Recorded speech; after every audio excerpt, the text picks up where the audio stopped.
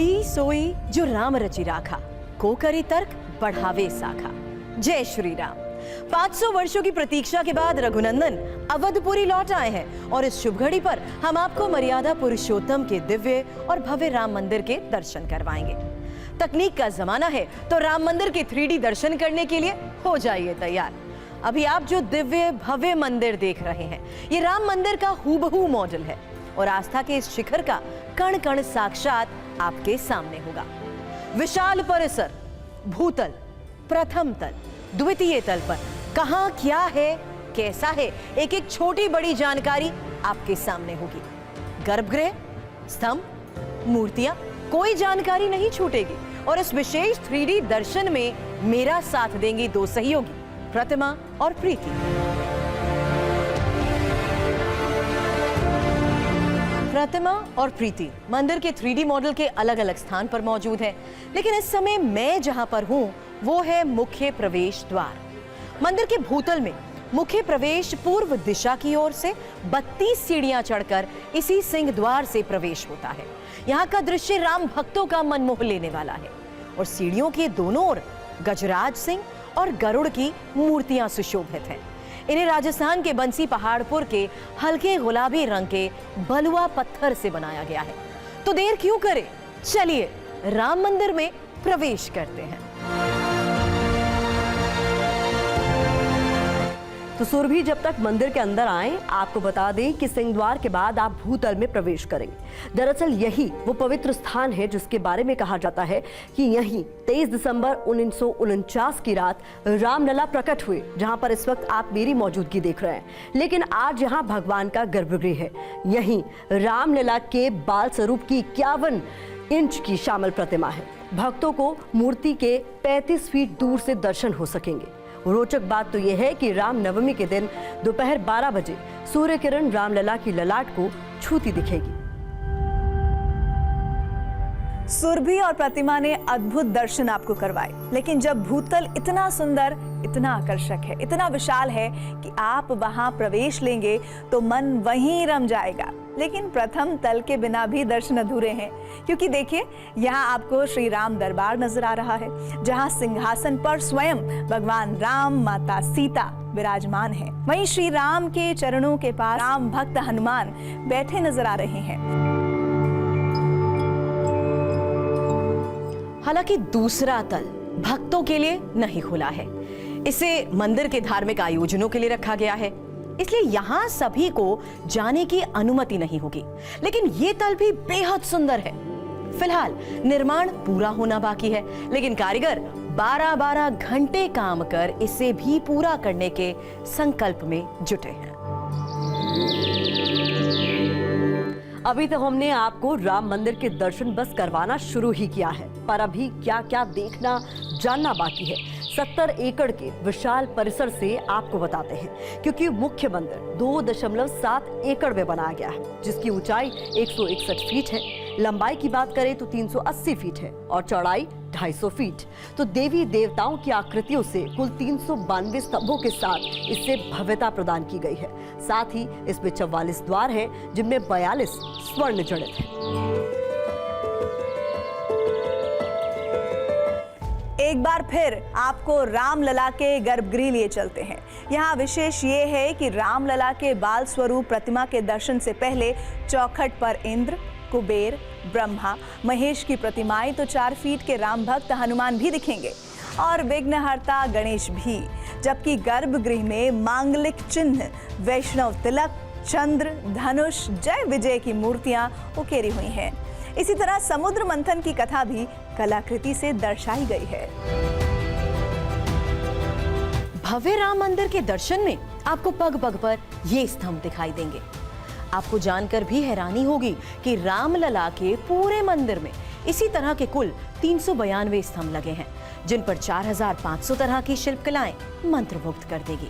अगर एक स्तंभ की बात करें तो हर स्तंभ में औसतन 20 से 24 मूर्तियां भक्ति से भर देंगे।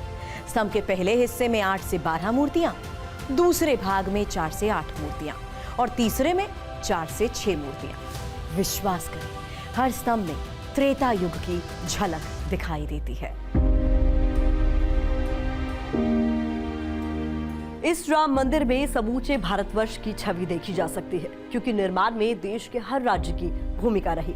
जैसे पत्थर उत्तर प्रदेश से आए, ग्रेनाइट कर्नाटक से, गुलाबी पत्थर राजस्थान से, गर्भगृह में इस्तेमाल हुआ मार्बल भी राजस्थान से ही आया, जबकि महाराष्ट्र से सागौन की लकड़ी, जिनका इस्तेमाल गर्भगृह के मुख्य कपाट को बनाने में भी हुआ है। इसके अलावा दीवारों की बात करें तो यहाँ मूर्तियों को उकेरने का काम उड़ीसा के कारीगरों ने किया है। गर्भगृह में रामलला के दर्शन करें तो 5 मंडप देखना भी ना भूलें। नृत्य, रंग, गूढ़, प्रार्थना, कीर्तन मंडप आपको भूतल में ही मिल जाएंगे। दरअसल मंदिर के मंडप अनुष्ठान के लिए स्तंभित हॉल होते हैं। अगर सिलसिलेवार तरीके से बात करें तो नृत्य मंडप का इस्तेमाल धार्मिक कृत्य और संगीत के लिए किया जाता है। रंग मंडप को नाट्य मंडप भी कहते हैं, जिसका इस्तेमाल संगीत के साथ नृत्य या नाटक के लिए किया जाता है। प्रार्थना मंडप में साधु संत प्रार्थना करते हैं। कीर्तन मंडप भक्ति पर आधारित भजन कीर्तन के लिए होता है। राम मंदिर दर्शन के लिए जाएं तो आयताकार परकोटा भी जरूर देखें। ये राम भक्तों का मन मोह लेगा। चारों ओर दिखने वाले परकोटे में 14 फीट चौड़ा मार्ग है और यहाँ भी 6 भव्य मंदिर बनाए गए हैं। भगवान शिव, माँ भगवती, देवी अन्नपूर्णा, भगवान सूर्य, भगवान गणेश और महाबली हनुमान के मंदिर। रोचक तो ये है कि परकोटे के बाहर दक्षिणी छोर पर भी 7 और मंदिर हैं।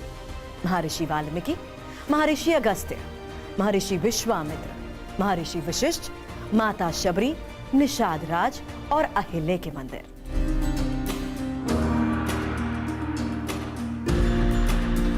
हो सकता है कि मंदिर दर्शन के दौरान आप सभी के मन में सवाल उठ रहा हो कि मंदिर की सुंदरता तो अप्रतिम है, तो मजबूती कैसी होगी। तो इस बारे में भी आपको जानकारी दे देते हैं। मंदिर की मजबूत नींव के लिए दरअसल 15 मीटर तक खुदाई की गई, यानी करीब 3 मंजिला इमारत के बराबर की खुदाई करके मिट्टी को हटाया गया। फिर इंजीनियर्स ने वैज्ञानिक तरीके से एक नई तरह की मिट्टी बनाकर गड्ढे को भर दिया। ये ऐसी मिट्टी थी जो 28 दिनों के अंदर चट्टान में तब्दील हो गई, यानी राम मंदिर की नींव को हम स्टोन फाउंडेशन कह सकते हैं।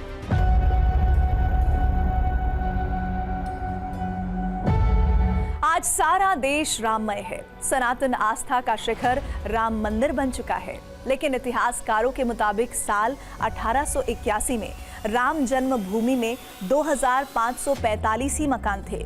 हिंदुओं की संख्या 9499, मुसलमान 2141 थे। इसी तरह मंदिर 96 और मस्जिद 36 पर लंबा समय बीत गया। वर्षों के त्याग और तप के बाद जन्म स्थान पर रामलला विराजमान है और समूचा भारतवर्ष हर्ष उल्लास के साथ रामोत्सव मना रहा है। अभी आप जिस राम मंदिर के 3D दर्शन कर रहे हैं, इसका निर्माण नागर शैली में किया गया है। हो सकता है आपने पहले भी इस बारे में कहीं सुना हो, लेकिन हम आपको बताते हैं नागर शैली की विशेषता क्या है। असल में नागर शैली हिंदू स्थापत्य कला की 3 प्रमुख शैलियों में से एक है। नागर शैली को उत्तर भारत में मंदिरों की सर्वश्रेष्ठ शैली मानते हैं और सबसे खास बात तो यह है कि नागर शैली के भवनों में लोहे और सीमेंट का इस्तेमाल नहीं होता और जिस वजह से इनकी आयु भी लंबी होती है। राम मंदिर परिसर में ही कुबेर टीला भी आपको नजर आएगा। कुबेर टीले का परिचय श्री रुद्रयामल में मिलता है। महादेव शिव और भगवती पार्वती के संवाद में श्री राम जन्मभूमि के 43 पौराणिक स्थलों की चर्चा है। उसमें से एक स्थान कुबेर टीला भी है।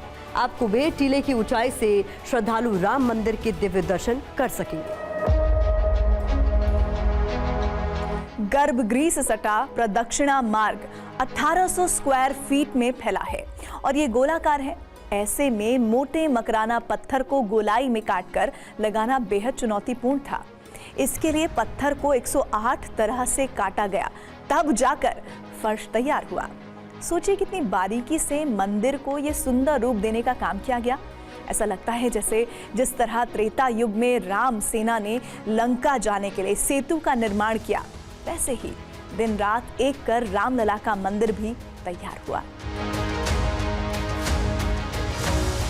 आज आप जिस भव्य मंदिर को देख रहे हैं, एक तरह से इसके निर्माण की शुरुआत साल 1989 में ही हो गई थी। तब आंदोलन को धार दी जाने लगी थी। उस समय चंद्रकांत सोमपुरा अशोक सिंघल के साथ अयोध्या पहुंचे, लेकिन जन्मस्थान पर प्रतिबंध के कारण माप पट्टी का इस्तेमाल नहीं हो सका, इसलिए कदम से नाप किया। कुल 82 कदम में जगह तय हुई। हालांकि 2019 में सुप्रीम कोर्ट का फैसला आने के बाद इसमें कई परिवर्तन भी हुए। आज जन्मस्थान पर भव्य राम मंदिर का निर्माण हो चुका है, लेकिन 500 सालों तक रामलला ने प्रतीक्षा की। इस दौरान कई पुरातत्व सर्वे भी हुए। एएसआई की टीम ने जब खुदाई की तो कई चौंकाने वाले तथ्य सामने आए, लेकिन अयोध्या का पहला पुरातत्व सर्वे साल 1862-63 पे ही हुआ था। हालांकि उस समय अलेक्जेंडर का निगम बौद्ध स्मारकों की खोज करने के लिए आए थे। बताया जाता है कि इस तफ्तीश में उन्हें विशाख लेख के सिक्के मिले। राम मंदिर की लड़ाई अदालत में 134 साल तक चली। पहली बार 29 जनवरी 1885 को फैजाबाद जिला कोर्ट में याचिका दायर की गई। ये अपील निर्मोही अखाड़े के रघुबर दास ने दाखिल की और दावा किया गया कि चबूतरे पर ही श्री राम का जन्म स्थान है। हालांकि जज पंडित हरिकिशन ने याचिका खारिज कर दी। बाद के साल में यही कानूनी संग्राम देश के सर्वोच्च न्यायालय में पहुंचा और फिर जो हुआ वो आपके सामने है।